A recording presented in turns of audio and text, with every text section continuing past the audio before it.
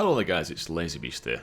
So in a very short space of time we're going to have our hands on the new expansion for World of Warcraft, The War Within, and we're all going to start making our way to level 80. So let's fast forward and assume that you have just got to level 80, maybe you already have if you're watching this after the expansion has gone live, and you stood there now thinking, what am I supposed to do? Well, there's actually quite a lot of content to do at level 80 in The War Within. So in this video we'll take a look at all the different things you can sink your teeth into at Endgame in The War Within. So the first thing that I recommend that you should do is carry on with the campaign. So you do of course have the leveling up campaign, which will take you from level 70 to level 77 roughly if you just do the campaign. So make sure you finish that one off, and then when you get to 80 you can carry on the campaign. So you've got the War Within Chapter 1 campaign basically. Through doing this you'll make sure that you unlock everything that you need, such as the other reputations, as well as things like the Earthen allied race. Speaking of those guys specifically, there are also 3 other side quest chains that you need to complete, as well as the main campaign itself. So you can do these side quest chains as you level up. There's one called Broken Tools from the main quest hub in the Ringing Deeps. There's another one called Hope and Anomaly, which you get from an NPC called Wrecker in the Isle of Dorn, coordinates 4170. And there's also a quest chain called Morning Rise, which starts on the Isle of Dorn as well, and this is from Khaz at 5743 on the map. What's nice about these quest chains is that you do know that you're actually on the right one because it tells you in the quest interface panel. So it'll actually say this is a part of the requirement of unlocking the Earthen allied race. So no wasted time doing the wrong side quests when it comes to these. Through doing the leveling up campaign and the level 80 campaign, you will get quite a nice bump in reputation with all the major factions of the War Within, so the main 4 factions. That's something that you should continue to work on as you level up and when you start your level 80 adventure. Once you get to chapter 3 in the level 80 campaign, you then need to get to renown level 4 with all the War Within factions before you can actually continue on with chapter 4 of the campaign. So that may block you a little bit and you may need to do a little bit of rep farming. We'll talk a bit more about reputation later on in the video. Now, just in case you've ventured out of Khaz Algar and you've gone to other factions, maybe you've used your Hearthstone and it was still set to Valdrakken by mistake, or maybe you've taken your Dalaran or Garrison Hearthstone out of the War Within zones. To get back, there are portals. There's one in Stormwind and one in Orgrimmar. In Stormwind, there's actually a little sneaky room in the portal room, like a secondary layer of the portal room at the back. Just take this route here, and this is where you can find it in Stormwind. The portal's just on the right as you get into this room. For the Horde, I believe the portal is on the lower section where you can find the portal to Tanarus and other things like that, like the Caverns of Time. It's just down there, so take the little sneaky door, go down the stairs, and that's where you'll find it for the Horde. So you've got to level 80, you've carried on with the campaign, and you've started to gain reputation with the 4 major factions. What else can you do? Well, of course you do have all the usual endgame types of content. You've got Mythic Plus. Now, Season 1 will actually begin on the 10th of September, but this is where the Mythic 0 dungeons become available. Mythic Plus actually starts a week after, on September the 17th. You do of course have all the new dungeons to look forward to, but in the Mythic Plus Season 1 dungeon pool, you've got 4 of those, as well as some returning ones from previous expansions, including Siege of Boralus from Battle for Azeroth, you've got Mists of Turner Scythe and the Necrotic Wake from Shadowlands, and finally the Grimbatol dungeon from Cataclysm.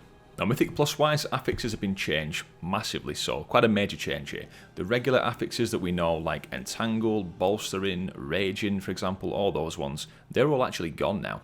So there is a new seasonal affix which involves Xal'atath, so she will show up in the dungeon, typically doing something that benefits the mobs in the dungeon, but if you manage to successfully deal with the affix, you then get some sort of buff. So this is kind of a nice bit of flavour for the Season 1, and that will be active on all keys level 2 and above.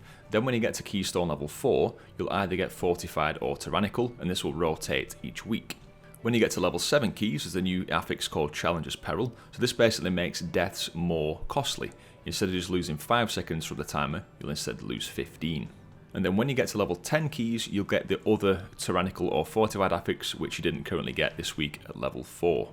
So yep, that means Tyrannical and Fortified will be active at the same time on any keys level 10 and above. At Keystone level 12 plus, you no longer get Xal'atath's Bargain, instead you get Xal'atath's Guile. So this is going to make the dungeon pretty difficult. It's going to make all the mobs have 20% more health and damage, and you no longer get the positive effect from Xal'atath's Bargain either. So big difficulty increase when you go to 12 plus. You've got all the usual Mythic Plus rewards to aim for example the Season 1 Keystone Master mount, that is the Diamond Mech Suit, All you've got to do is get to 2000 rating in Mythic Plus and this mount will be yours. There are of course the other achievements and the title to aim for as well. Okay, so raiders, when it comes to you guys, you've got the new raid, the Nerub'ar Palace, to look forward to, which is an 8-boss raid. You can see here when the difficulties will become available, with the LFR being staggered as usual.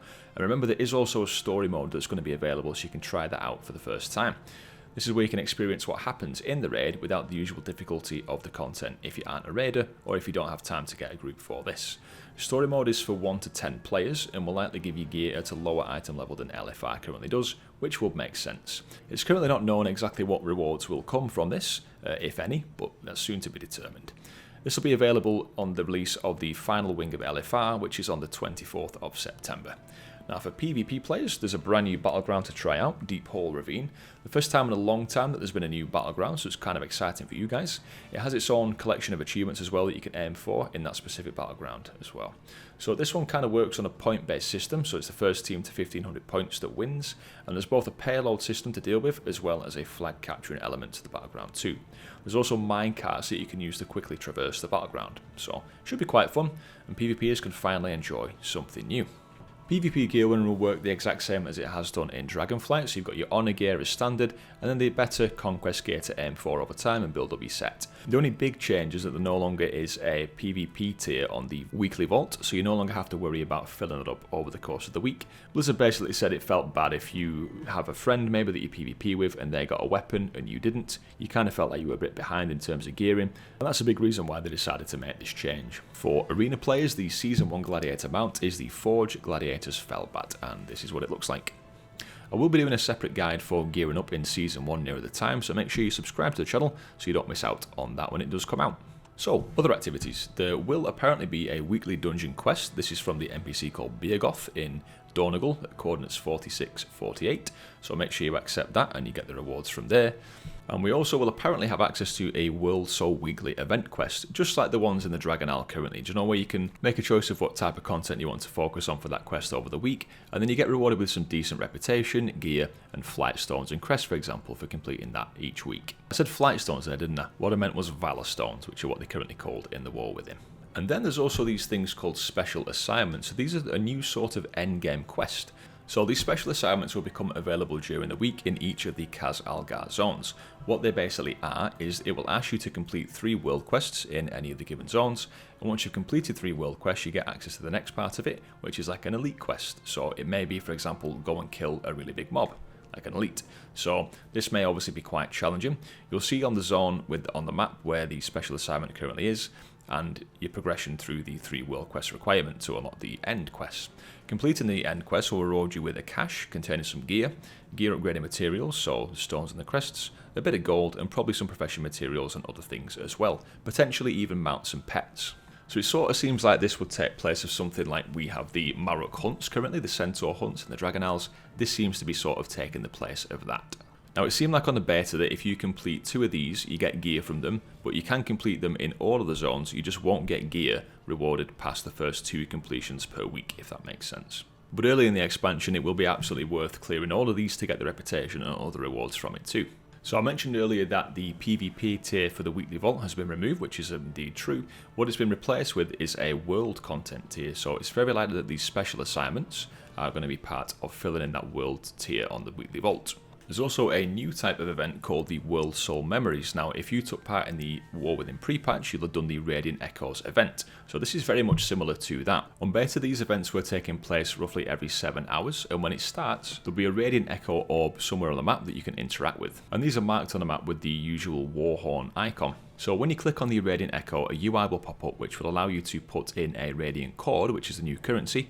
I'm not 100% sure where you get these from, but playing through the beta and leveling up, I did have one of these when I got to level 80. The more cords you put into this Radiant Echo, the more difficult the experience will be. This kind of reminds me of the seeds in the Emerald Dream, so you could put a seed in, obviously the green, the blue or the epic seeds, and you got a better reward from doing that. But this time it's a bit more involved because when you put your Radiant Cord in, the event will start, you'll sort of get phased and you can see new different mobs. As soon as it starts, a timer will begin for 5 minutes and you can basically just go around completing some objectives, usually by killing the mobs in the Radiant Echo. So this really is going to just boil down to a massive mob kill fest. So you're likely going to want to get a group for these, and as big a group as possible, so you can just smash down as many mobs and get the max rewards from this. The main sort of rewards you get from this seem to be the coffer shards and some of the valor stones for upgrading your gear. Now, the higher tiers of this do reward quite a lot of coffer key shards, which is something that ties in with the delve system, which we'll talk about shortly. It seems these events may be the actual best way to get the coffer key shards,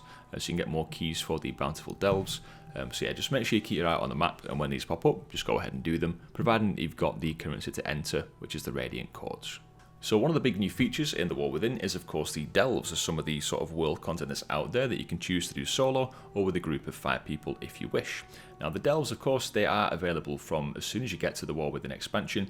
Delves are also seasonal, just as is the Raid and Mythic Plus and PvP, so there is a seasonal progression path for the delves themselves. Before the season starts, we'll be able to complete delves up to tier 3, but they do go all the way up to tier 12, I believe, so as soon as the season does start, make sure you do push the delves to the highest level you can in order to get the best rewards from them.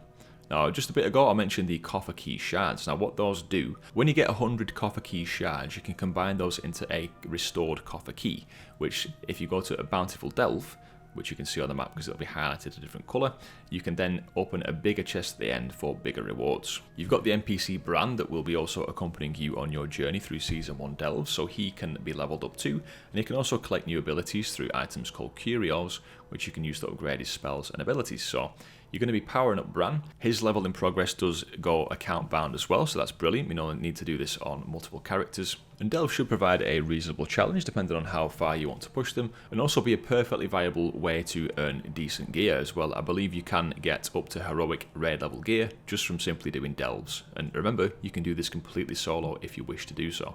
Delves do also count towards your weekly vault progress, so absolutely worth doing delves, and there's a lot of achievements and other rewards to earn from them as well, such as the really cool Delver's Dirigible Void theme mount for completing the Zekve's Lair delve, which is a sort of hidden delve that you will unlock eventually through completing all the other delves on the different tiers of difficulty. Now this apparently will be quite a hard challenge. It's not something that's been testable on beta currently, and this has to be done solo if you want to earn the mount as well, so definitely something to aim for there. So going back to reputations a bit, there's many rewards to unlock from increasing your renown with all the Khaz Algar factions. The usual suspects such as transmog items, pets, and mounts, there's tabards, there's cloak appearances, there's all sorts of things you can unlock, including things like profession knowledge points as well, that you can use to boost your knowledge in certain professions. There's also recipes as well that definitely people doing professions will want to unlock. And there's even gear as well for reaching certain breakpoints in reputation, which early on in the expansion and the start of the season, you should probably aim for as well. It's a nice aim and something to do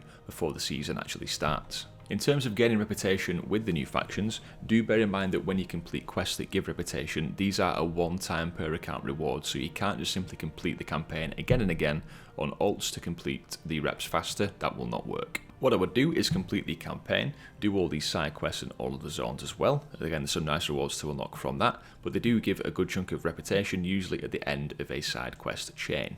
You can also get reputation from killing all the rares in a given zone for that certain faction that governs that zone, and also from collecting treasures as well. Now there are a lot of one-time treasures that are available in each of the zones. Some of them are simple pickups, others require a bit of a puzzle or a challenge to unlock, but you do usually get 150 reputation for the faction per first loot, again, once per account.